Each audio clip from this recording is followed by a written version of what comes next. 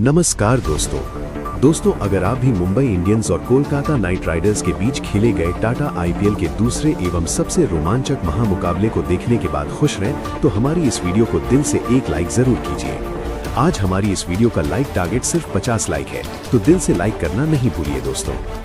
IPL के दूसरे एवं सबसे रोमांचक सांसों को रोक देने वाला महामुकाबला आज टाटा आईपीएल के इतिहास की दो सबसे खतरनाक टीमों के बीच खेला गया, जहां पर आज हार्दिक पांड्या की कप्तानी वाली मुंबई इंडियंस के सामने अजिंक्य रहाणे की कप्तानी वाली कोलकाता नाइट राइडर्स की टीम वानखेड़े स्टेडियम मुंबई के होम ग्राउंड पर मौजूद थी। ये मुकाबला शुरू होते ही ऐसा लग रहा था जैसे किसी ब्लॉकबस्टर फिल्म का पहला सीन चल रहा हो। हर गेंद पर सस्पेंस, हर शॉट पर शोर। टॉस जीतकर मुंबई इंडियंस के कप्तान हार्दिक पांड्या ने वानखेड़े की पिच और ओस को ध्यान में रखते हुए पहले गेंदबाजी का फैसला लिया, लेकिन शायद उन्हें अंदाजा नहीं था कि सामने से तूफान आने वाला है। कोलकाता की तरफ से ओपनिंग करने उतरे फिन एलन और कप्तान अजिंक्य रहाणे, एक तरफ क्लास दूसरी तरफ पावर का ऐसा कॉम्बिनेशन कि मुंबई के गेंदबाजों के होश उड़ गए। पहले ओवर में ही जब ट्रेंट बोल्ट अपनी खतरनाक स्विंग के साथ आए तो लगा कि शुरुआत संभली हुई होगी, लेकिन तीसरी ही गेंद पर रहाणे ने ऐसा जवाब दिया कि स्टेडियम गूंज उठा। मिड ऑन के ऊपर से शानदार, मानो उन्होंने पहले ही बता दिया हो कि आज वो रुकने वाले नहीं है। दूसरे ओवर में खुद हार्दिक गेंद लेकर आए, लेकिन फिन एलन ने एक तगड़े चौके से उनका स्वागत किया।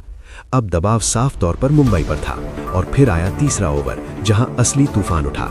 युवा स्पिनर एएम गजनफर को गेंद थमाई गई, लेकिन एलन ने उन्हें सेट होने का कोई मौका ही नहीं दिया। दो आसमानी और एक जोरदार चौका, पूरा ओवर 17 रन का। एक शॉट तो ऐसा था कि गेंद 86 मीटर दूर जाकर गिरी। वानखेड़े में सन्नाटा और फिर तालियों का तूफान। लेकिन असली तबाही तो चौथे ओवर में देखने को मिली। हार्दिक फिर गेंद लेकर आए और इस बार रहाणे बिल्कुल अलग ही मूड में थे। लगातार 2 चौके और फिर एलन ने 3 बैक टू बैक चौके ठोककर इस ओवर को 26 रन का बना दिया। सिर्फ 4 ओवर में 50 रन। मुंबई के खेमे में हलचल मच चुकी थी। अब जरूरत थी एक चमत्कार की, और तभी कप्तान ने गेंद थमाई अपने सबसे बड़े हथियार जसप्रीत बुमराह को। बुमराह ने आते ही अपनी सटीक यॉर्कर और तेज रफ्तार से रणगति पर थोड़ा ब्रेक लगाया, लेकिन केकेआर का इरादा साफ था, रुकना नहीं है। छठे ओवर में आखिरकार मुंबई को राहत मिली, जब शार्दुल ठाकुर ने अपनी चालाक धीमी गेंद से एलन को फंसा लिया। एलन ने बड़ा शॉट खेलने की कोशिश की, लेकिन गेंद हवा में गई और तिलक वर्मा ने उसे आराम से कैच कर लिया। एक बड़ा विकेट गिरा और मुंबई ने थोड़ी सांस ली। अब मैदान पर आए कैमरॉन ग्रीन और उन्होंने आते ही इरादे साफ कर दिए। 7वें ओवर में मयंक मार्कंडेय के खिलाफ रहाणे और ग्रीन ने मिलकर 16 रन कूट दिए। सीधे शॉट, लंबे और बेहतरीन टाइमिंग का शानदार प्रदर्शन। इसी ओवर में एक ड्रामा भी देखने को मिला, जब रहाणे के खिलाफ जोरदार एलबीडब्ल्यू की अपील हुई। मुंबई ने तुरंत डीआरएस लिया, लेकिन रिप्ले ने सारा खेल पलट दिया। गेंद लेग स्टंप के बाहर जा रही थी। नॉट आउट और साथ में मुंबई का एक अहम रिव्यू भी खत्म। लेकिन 8वें ओवर में शार्दुल ठाकुर ने एक बार फिर अपनी पालघर एक्सप्रेस वाली चतुराई दिखाई। उन्होंने दुनिया के सबसे महंगे खिलाड़ी ग्रीन 18 रन को अपनी एक और घातक धीमी शॉर्ट पिच गेंद पर फंसाया।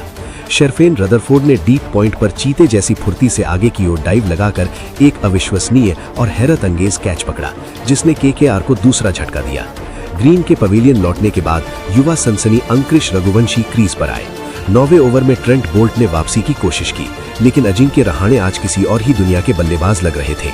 उन्होंने बोल्ट की एक तेज गेंद पर बड़ी ही नजाकत के साथ 2 रन दौड़कर मात्र कुछ ही गेंदों के भीतर अपना शानदार और रिकॉर्ड तोड़ अर्धशतक पूरा कर लिया।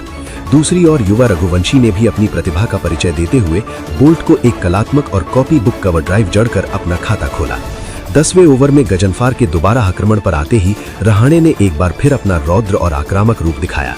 उन्होंने मिड विकेट के ऊपर से एक हिमालय और भीमकाय जड़कर न केवल अपना स्कोर बढ़ाया, बल्कि केकेआर के कुल योग को भी रॉकेट की रफ्तार से 120 के पार पहुंचा दिया।